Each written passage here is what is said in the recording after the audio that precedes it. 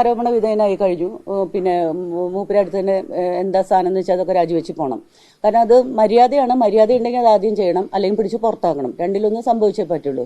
അപ്പോൾ അയാളെ പിന്നെ കമ്മിറ്റിയിൽ ഉൾപ്പെടുത്താനായിട്ട് സാധ്യമല്ല. മുകേഷിനെ കമ്മിറ്റിയിൽ ഉൾപ്പെടുത്തുക എന്ന് പറഞ്ഞാൽ അപഹാസ്യമായിട്ടുള്ളൊരു പരിപാടിയായിരിക്കും.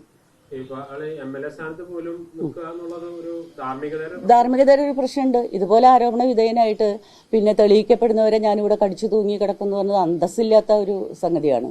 അത് അന്തസ്സുണ്ട് എങ്കിൽ, അല്ലെങ്കിൽ വളരെ കൃത്യമായൊരു ജനാധിപത്യ നിലപാടുണ്ടെങ്കിൽ അദ്ദേഹം ഇപ്പോൾ തന്നെ ഈ കൂട്ടത്തിൽ കൂടെ രാജിവെച്ച് പോവാണ് അദ്ദേഹത്തിന് നല്ലത്.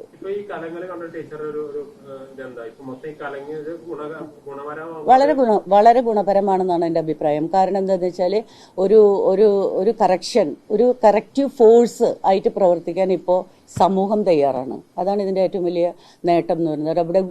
WCC ഒറ്റയ്ക്കല്ല, ആ സ്ത്രീകൾ ഒറ്റയ്ക്കല്ല, അവർക്ക് ശക്തമായ പിൻബലം സമൂഹത്തിൻ്റെ ഭാഗത്തുനിന്ന് ഉണ്ടാവുന്നുണ്ട്.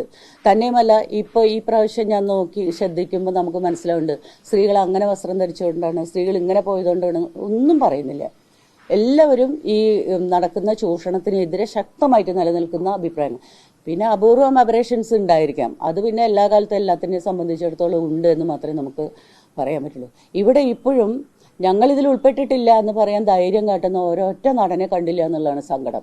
ഞാനിതിൽ ഉൾപ്പെട്ടിട്ടില്ല എന്ന് പറഞ്ഞുകൊണ്ട് മുന്നോട്ട് വരുന്ന അപൂർവം 1-2 വ്യക്തികൾ ഒഴികെ ഞാനിതിൽ ഉൾപ്പെട്ടിട്ടില്ല എന്ന് പറയാൻ ചങ്കൂറ്റമുള്ള, ധൈര്യമുള്ള, ധാർമ്മികതയുള്ള, സദാചാരബോധം പറയാൻ പാടില്ലാത്ത വാക്കാൻ, എന്നാൽ പോലും അതുള്ള ഒരൊറ്റ നടനെ നമ്മൾ കണ്ടില്ല എന്നുള്ളതാണ്.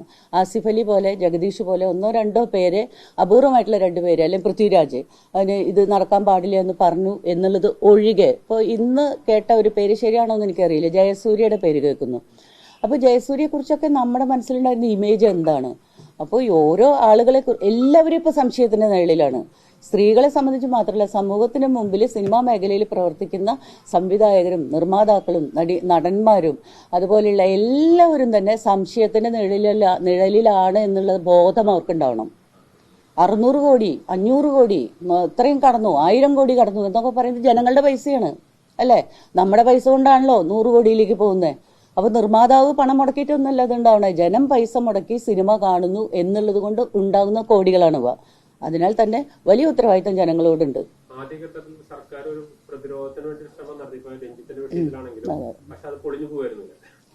ഈ സിനിമാ മേഖല മദ്യവ്യവസായ മേഖല പോലെ തന്നെ സർക്കാരിന് പണം വരുന്ന മേഖലയാണ്. അതുകൊണ്ട് തന്നെ സർക്കാരിനെ സംബന്ധിച്ചിടത്തോളം അവർ പരമാവധി അത് തകർക്കാതെ നോക്കും. അതറിയാലോ, അത് പിന്നെ പ്രത്യേകം പറയേണ്ട കാര്യമില്ല.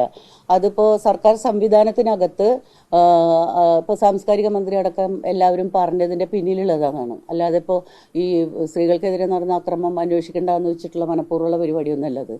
അത് തകരാൻ പോകുന്ന വേറെ വലിയ കാര്യങ്ങളാണ്. അപ്പോൾ ആ തകർച്ച തടയാൻ അവർ പരമാവധി ശ്രമിക്കും. അത്രയും. അതെ. അപ്പൊ അതോടുകൂടി കഴിഞ്ഞില്ലേ അല്ലേ? തല പോയാൽ പിന്നെ തെങ്ങ് അവിടെ നിൽക്കില്ലല്ലോ. ഞാൻ ഇന്നലെ തന്നെ ഒരു തെങ്ങ് മുറിച്ച് കളഞ്ഞു തല പോയിട്ട്.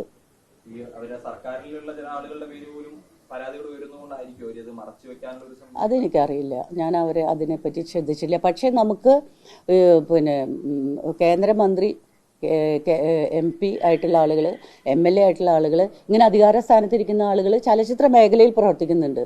അവിടെ ഒരു നിശബ്ദതയാണ് കാണുന്നത്. ആ നിശബ്ദത എന്തുകൊണ്ട് എന്നുള്ളത് പ്രധാനപ്പെട്ട ഒരു ചോദ്യമാണ്.